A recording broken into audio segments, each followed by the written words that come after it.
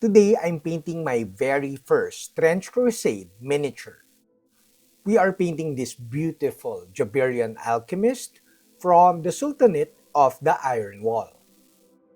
Today, we're not using an airbrush as usual, and this video is perfect for people who are new to miniature painting. I used the Army Painter Warpaints Fanatic in the painting of this miniature, and as much as I want to use speed paints, this miniature is just too small. It took me less than an hour in the painting of this miniature, and it was really quick and fun. Like I said, we'll be painting with Warpaints Fanatic from the Army Painter. We'll be painting with metallics, the deep browns, and of course the vibrant reds from the Cool Reds Triad.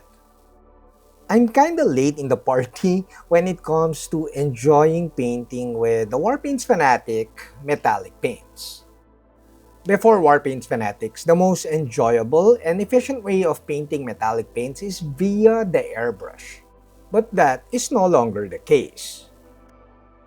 As you can see with the thumbnail, my gold is a bit off. It's too saturated for Grimdark. So next time I'll use the gold from the John Blanche collection. Hi, I'm Don. Welcome to my channel. This channel is supported by all these awesome brands. Also, special thanks to the Army Painter for making this video possible. We start with dry brushing, and dry brushing is the best warm-up when it comes to miniature painting. You need to warm up when it comes to anything, in my opinion. Like when I was a full-time illustrator, I need to warm up my drawing hand for maybe around 10 minutes. It's not as crucial when it comes to painting, but warming up via dry brushing will get you into the groove of painting. This heavy metal is very nice and dark. It's from the John Blanche collection. But if you don't have this, you could use any gunmetal paint for the first initial dry brushing. Now we dry brush mithril, which is a very bright silver.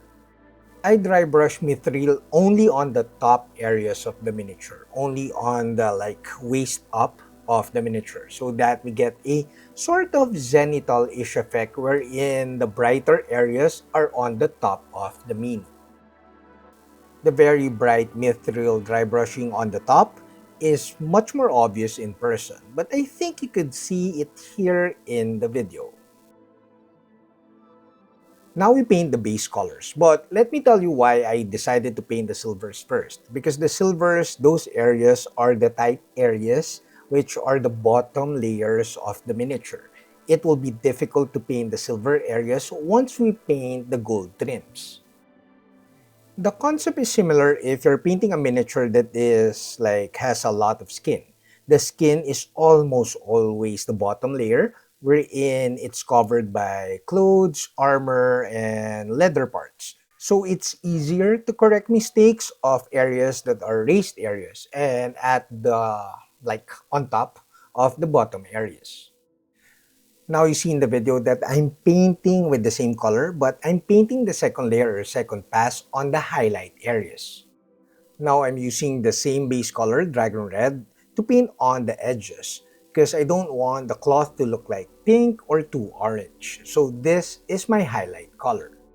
Prior to Warpaints Fanatic, the best gold paint to brush paint with is from Citadel. I forgot the name. It's not called gold, it's something armor. Anyways, you can see in the video that the Warpaints Fanatic metallic paints have very good coverage. Now we are almost done. I just need to paint matte white as base for the vibrant greens later for the flame. I'm not painting it oranges because it's alchemy. It should be I'm thinking the flame should be in a different color. Also, we're painting the belts on the armor parts, on top of the armor parts here. And then we're painting some colors, some bronze on the backpack, on the, not backpack, the tank, because I want it in a different color. Even though almost all of the colors from the Warpaints Fanatic range have very good coverage, it's still advisable to paint them in 2 thin coats rather than 1 heavy coat. Now we are done with the base colors. It's important to know that the painting of like the armor parts, the gold trims, should be almost via feathering so that you really paint only the raised areas of the armor parts. Now, if you find value out of this video, do give this video a thumbs up and consider subscribing to my channel. Now we apply a few washes to improve the color depth and the contrast of our painting.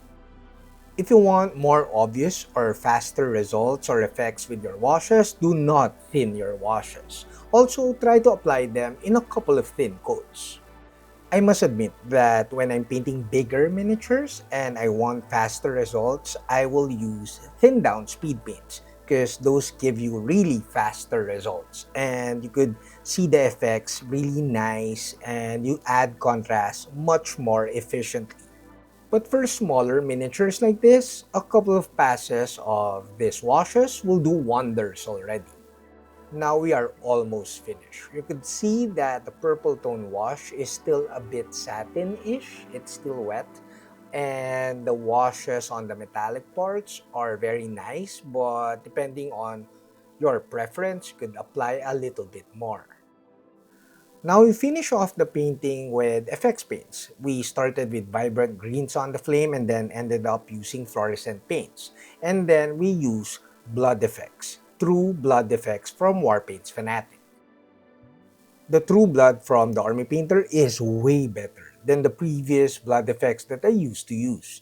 This looks more convincingly looking like true blood.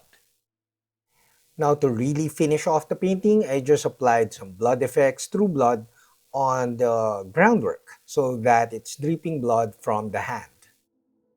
Now before my final thoughts, a huge thanks to all my patrons at Patreon, Hajime Model Studio, and of course, the Army Painter for making this video possible. This was a really fun and quick painting of my very first Trench Crusade miniature, the Jabirean Alchemist. I think I'll be painting the bigger models next from Trench Crusade, but I still have to finish some tutorials from our Kickstarter, the Black Tide Kickstarter. I'm writing the tutorials and we'll be releasing those PDF tutorials really soon. Oh, by the way, if you're into PDF tutorials, this month is the perfect month to join my Patreon because I'll be dumping a ton of PDF tutorials this month because those were like backlogs from the previous month, and of course a ton of Trench Crusade painting and tutorials this month. I don't think I need to tell you that Trench Crusade is pretty good because the really famous, the record-breaking Kickstarter was really awesome. But the miniatures are, good. Nothing like Creature Caster or something like that, but they're fairly good and the artworks and the lore are awesome. So to be honest, it's not really the miniatures that sucked me into the Trench Crusade like bandwagon or the Trench Crusade stuff. It's actually the artwork and most especially the lore. Because you all know that I live in the Philippines, I'm Catholic of course, and I even went to the seminary for a year. And the game is it's not blasphemous, but it creeps me out in a good way. So I will reveal like what you see in the video, the diorama of sorts, the trench diorama, once I add more details, once I paint the dead people, once I add maybe the barbed wire and add more corrugated steel on the trenches. But once I think it's finished, I will share it to you, the construction, not the construction, more of the painting. And it was super fun. And to be honest, the process on the diorama really creeps me out, which makes me like really want to play and paint all these Trench Crusade miniatures. Lastly, what other Trench Crusade miniatures do you want me to paint next? Also, do you want me to paint them in like better than tabletop quality like this one? like maybe some non-metallic metal. I'm not sure. I want to hear your thoughts and share it with me at the comment section below. Oh, by the way, I kinda apologize with the quality of the video at the ending because it's nighttime effect because I'm not yet happy with the details of my trench diorama. That's it, Pansit. I hope you like this video. Do like, comment, subscribe, and all that stuff. Until next video, guys. Bye!